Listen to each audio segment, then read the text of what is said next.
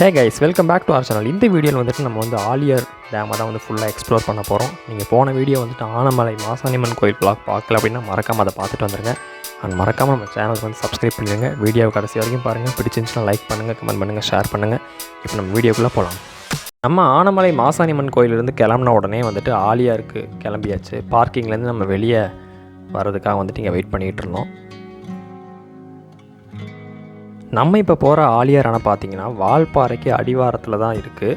இந்த அணை வந்துட்டு நம்ம கோயம்புத்தூர்லேருந்து 60 கிலோமீட்டரும் பொள்ளாச்சியிலேருந்து ஒரு 15-20 கிலோமீட்டர் டிஸ்டன்ஸ்லேயே இருக்குது.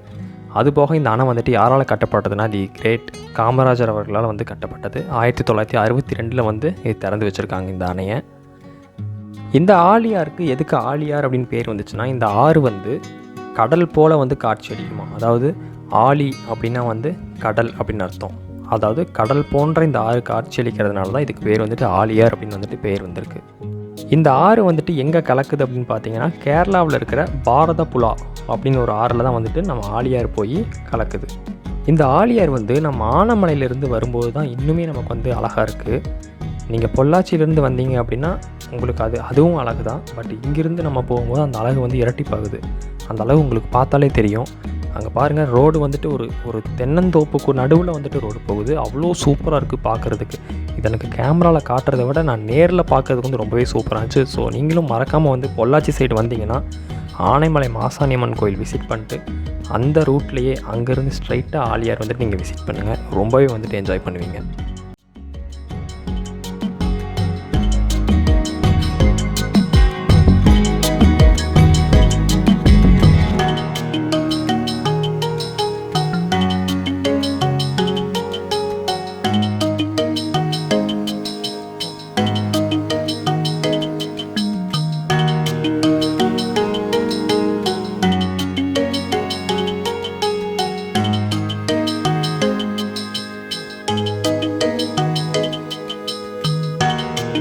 என்னால் ஃப்ரேமை வந்து எங்கேயுமே கட் பண்ண முடியல.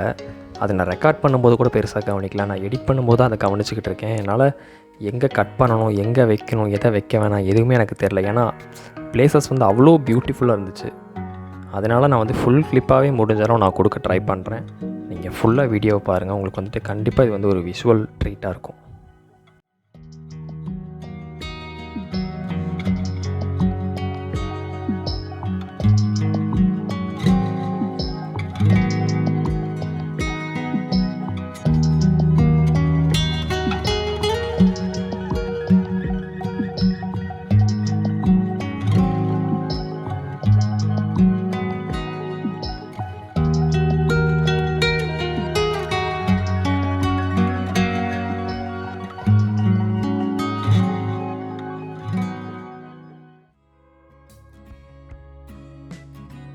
நீங்கள் இந்த ஆலியாருக்கு வந்து சனிக்கிழமை ஞாயிற்றுக்கிழமை வந்தீங்க அப்படின்னா குடும்பத்தோடு நல்லா என்ஜாய் பண்ணிட்டு போகலாம். குழந்தைங்களுக்கு வந்துட்டு விளையாடுறதுக்கு நிறைய இடம் இருக்குது.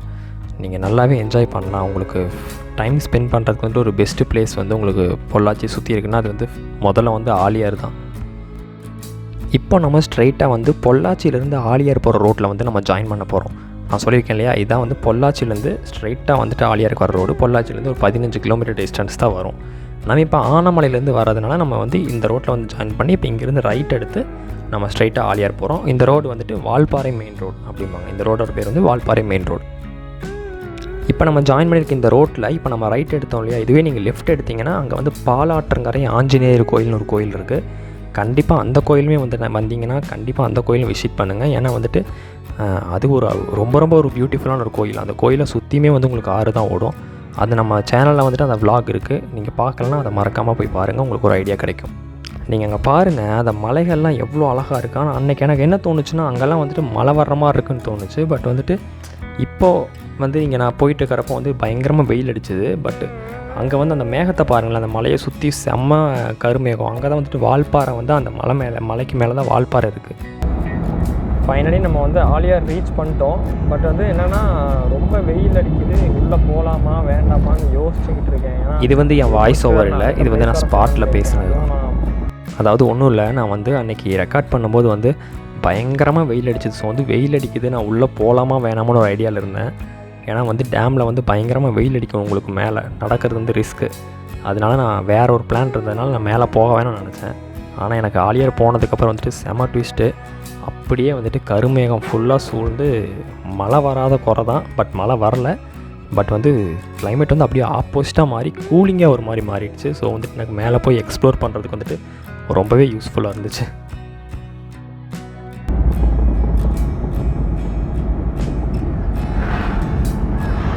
ஐ திங்க் வால்பாறை வந்துட்டு சரியான மழைன்னு நினைக்கிறேன். உங்களுக்கு நேராக பார்த்தா தெரியும் எவ்வளோ மேகம் வந்துட்டு ஃபுல்லாக பிளாக்காக இருக்குது. மேலே ஃபுல்லாக மழை வருதுன்னு நினைக்கிறேன்.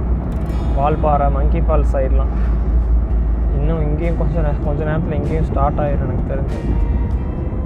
ஸோ நம்ம அதுக்குள்ளே நம்ம சீக்கிரமாக பார்த்துட்டு நம்ம ரிட்டர்ன் கிளம்பிடுவோம். நீங்கள் ஆலியார் கனெக்ட் பண்ணணும் அப்படின்னா உங்களுக்கு வந்து பொள்ளாச்சிலேருந்து எப்போவுமே ரெகுலராகவே பஸ் இருக்குது. நீங்கள் வால்பாறை பஸ்லேயும் வரலாம், ஆலியாருக்கு வந்துட்டு நிறைய பஸ் இருக்குது. ஸோ வந்துட்டு உங்களுக்கு ஒன்றும் பிரச்சனை இல்லை. ஆக்சுவலாக பார்க்கிங் கிட்டே வந்துட்டு இப்போ என்னென்னா பார்க் பண்ணுறதுக்கு வந்து ரொம்பவே வந்து ஆலியாரில் வந்து கொஞ்சம் பிரச்சனையாக இருக்கும். என்னென்னா பைக் பார்க் பண்ணுறதுக்கு உங்களுக்கு ஈஸியாக இருக்கும். கார் பார்க்கிங்க்கு வந்து க்ரௌடடாக இருந்துச்சுன்னா ரொம்பவே கஷ்டமாக இருக்கும். ஸோ வந்து எப்படியோ கஷ்டப்பட்டு அன்றைக்கி க்ரௌடு கம்மியாக இருக்கிறதுனால பார்க் பண்ணிட்டு உள்ளே கிளம்பலான்னு கிளம்பிட்டோம்.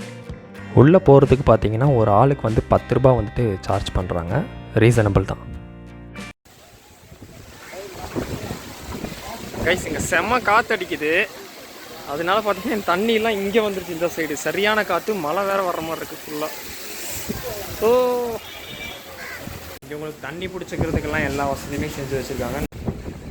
நான் எப்போ வெயில் அடிக்கிறது ரொம்ப போகலாமா என்னன்னு சொன்னோம் தெரில. அடுத்த செகண்ட் கிளைமேட் வந்து இப்படி மாறிடுச்சு. கொஞ்சம் கூட எதிர்பார்க்கல நான் இதை. அதாவது உள்ளேயே வர வேணாம் வெயில் அடித்தா, ஏன்னா வெயில் மேலே பார்த்தீங்கன்னா ரொம்ப வெயில் அடிக்கும். உள்ளே வர வேணாம்னு ஐடியாவில் தான் இருந்தோம். பார்த்தீங்கன்னா கிளைமேட் இப்படி மாறிடுச்சு, ஆப்போசிட்டாக மாறிடுச்சு அப்படியே. அடுத்த கிளிப்பு பாருங்கள், சரியான காற்றடிக்கும். என்ன இது ஆயிடுச்சுன்னா என் ஃபோனே வந்து கீழே விழுந்துருச்சு பிடிக்க முடியாமல். அந்த அளவுக்கு காற்று. நல்ல வேளை டெம்பர் கிளாஸ் உடஞ்சதோடு போச்சு, பெருசாக எதுவும் டேமேஜ் ஆகாமல்.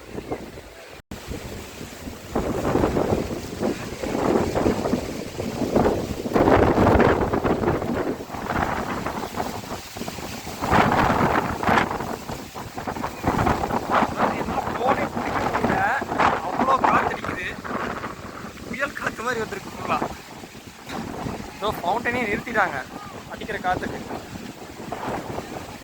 ஆலியார் வந்து நீங்கள் வீக்கெண்டில் ஃபேமிலியோடு வந்து என்ஜாய் பண்ணுறதுக்கு ஒரு பெஸ்ட்டு பிளேஸுங்க. என்ன ஒரே ஒரு பிரச்சனைனா எல்லா பார்க்லையும் இருக்கிற மாதிரி அந்த ஒரு சில தொந்தரவுகள் வந்து இங்கேயுமே இருக்க தான் செய்யுது. கொஞ்சம் வந்துட்டு இல்லீகல் ஆக்டிவிட்டீஸ் வந்துட்டு பண்ண தான் செய்கிறாங்க, இல்லைன்னு சொல்ல. அதை மட்டும் அவங்க கண்ட்ரோல் பண்ணிட்டாங்கன்னா உண்மையாகவே வந்து ரொம்பவே சூப்பராக இருக்கும்.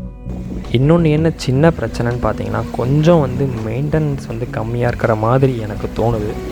உங்களுக்கும் அப்படி தோணுச்சு அப்படின்னா கீழே கமெண்ட் பண்ணுங்கள்.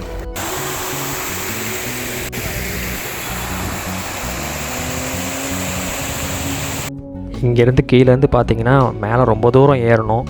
தயவு செஞ்சு வந்து வெயிலில் வந்தீங்க அப்படின்னா மேலே ஏறுறதை கொஞ்சம் அவாய்ட் பண்ணிக்கோங்க. ஏன்னா வந்து ரொம்பவே வந்துட்டு வெயில் அடிச்சதுன்னா முடியாது. ஸோ வெயில் இல்லாமல் இந்த மாதிரி கிளைமேட் இருந்துச்சுன்னா மேலே ஏறுங்க, சூப்பராக இருக்கும். ஏன்னா வெயிலில் ஏறினீங்கன்னா அது உங்களுக்கே தெரியும் அது எப்படி இருக்கும்னு. ஒரு வழியாக கஷ்டப்பட்டு மேலே ஏறியாச்சு. ஏறினதுக்கப்புறம் ஒரு பெரிய ஷாக் என்னென்னா தண்ணி வந்து ஆலியாரில் சுத்தமாகவே இல்லை. நீங்களே அதை பாருங்கள், ஆலியார் டேமா இது அப்படின்ற மாதிரி எனக்கு ஆயிடுச்சு ஒரு நிமிஷம். நீங்கள் இதே வந்துட்டு தண்ணி நிறையா இருக்கிற சீசனில் வந்தீங்கன்னா, இப்போ நான் கை காட்டினேன் இல்லையா, இந்த கருப்பு கலர் கல்லெல்லாம் அடிக்கிருக்காங்கள்ல, இந்த அளவுக்கு வந்து தண்ணி நிரம்பி இருக்கும். ஃபஸ்ட்டு என்னென்னா போட் சர்வீஸ்லாம் வந்து ஆப்ரேட் பண்ணிகிட்டு இருந்தாங்க. பட் இப்போ இதெல்லாம் வந்து எதுவுமே ஆப்ரேட் பண்ணுறதில்ல. ஒரு மாதிரி தான் வச்சுருக்காங்க கொஞ்சம், ஏன்னு தெரில சீரியஸாக. இந்த இடம் உங்களுக்கு நல்லா தெரியும்னு நினைக்கிறேன். பூஜை படத்தில் வர்ற இடமும் இது தான். அண்ட் தென் வந்துட்டு அங்கே லாஸ்ட்டில் தெரிகிற பில்டிங் வந்து அமைதிப்படையில் வந்து எலெக்ஷன் கவுண்ட் பண்ணுவாங்கள்ல, அந்த இடம் அது. ஓகே கைஸ், உங்களுக்கு இந்த வீடியோ பிடிச்சிருக்குன்னு நினைக்கிறேன். ஏன்னா டேம் வந்து என்னால் ஒழுங்காக காட்ட முடியல. ஏன்னா பயங்கரமான காற்று இன்றைக்கி, புயல் காற்று மாதிரி அடிச்சுது. ஸோ வந்து டேமில் வந்து என்னால் எக்ஸ்ப்ளோர் பண்ணவே முடியல. ஏன்னா ஏதோ ஃபோன்லாம் கீழே விழுந்து உடஞ்சி டெம்பர்லாம் உடஞ்சிச்சு ஃபுல்லாக. ஆனால் ரூட் வந்துட்டு பயங்கரமாக இருந்திருக்கும், அதை நல்லா காட்டியிருப்பேன்னு நினைக்கிறேன்.